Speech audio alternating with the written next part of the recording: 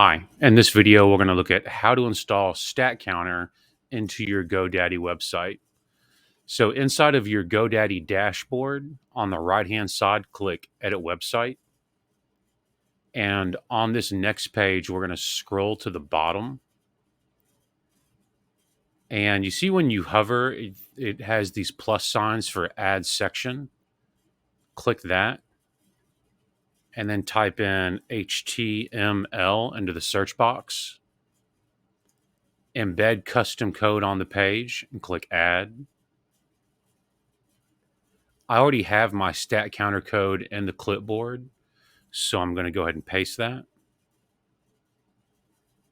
And then click Done. Because of the way GoDaddy works, you need to add the code to each page. So now I'm going to click on my other page, and I'm going to do the same thing. I'm already at the bottom. I'm going to click Add Section again, type in HTML, click on Add for the custom code, right-click, paste the code, click Done, and then click Publish. And that's it. Thank you very much, and please get in touch with us if you need any help with this.